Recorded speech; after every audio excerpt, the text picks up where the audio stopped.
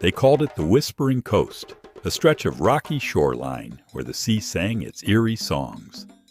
For as long as anyone could remember, the villagers of Woyu whispered about its curse. Every year, like clockwork, a fisherman would disappear.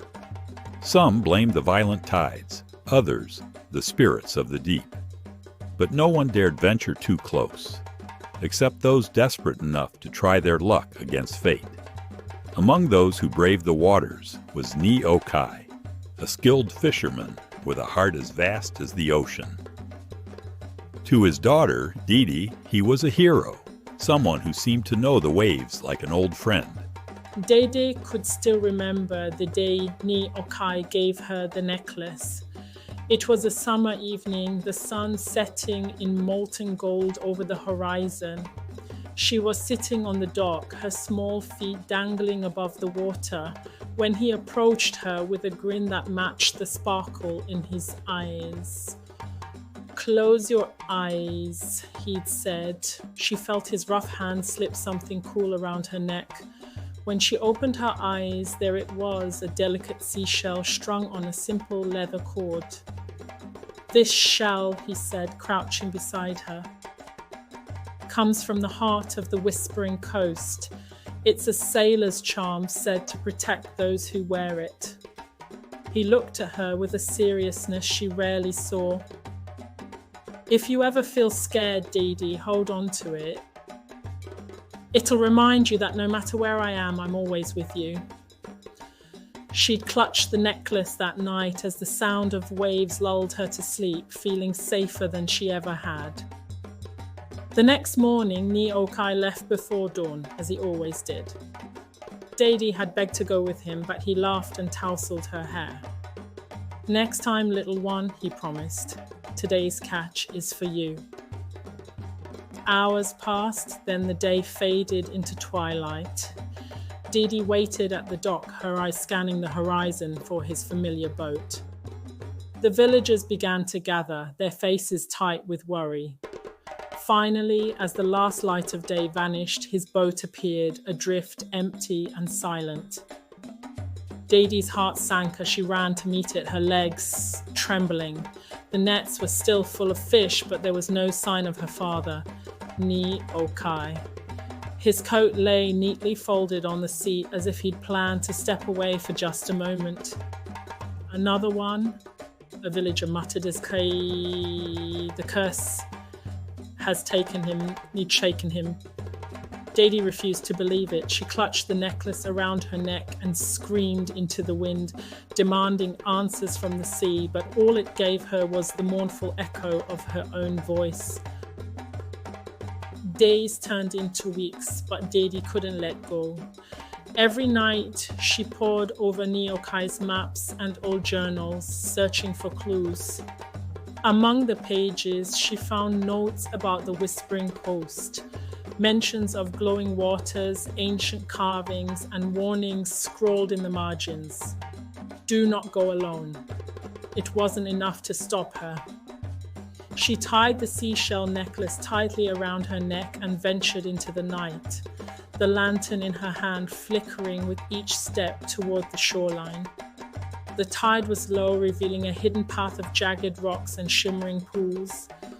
As she followed it, the whispers began, soft at first like the rustling of leaves, but soon growing louder. Dede, she spun around, her heart pounding. The voice seemed to come from nowhere and everywhere at once. Ahead, the water began to glow, and strange carvings etched into the rocks, pulsed with a faint blue light. The whispers grew louder, forming words that chilled her to the bone. "Turn back. Leave while you can."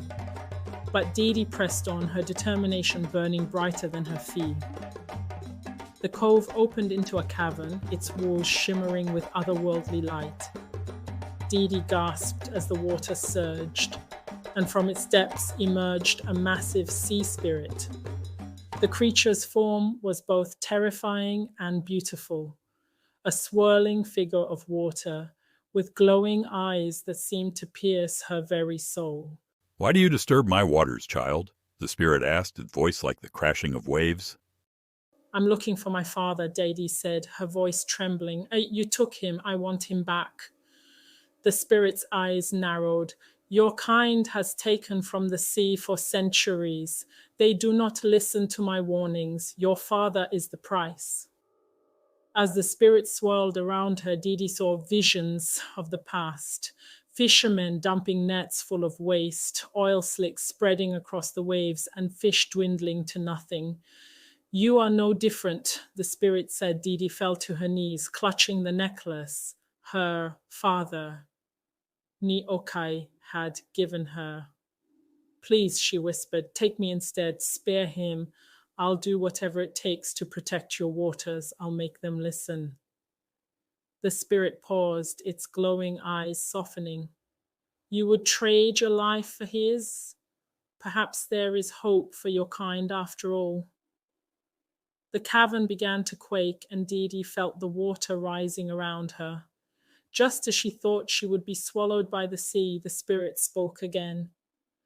Go. I will return him to you.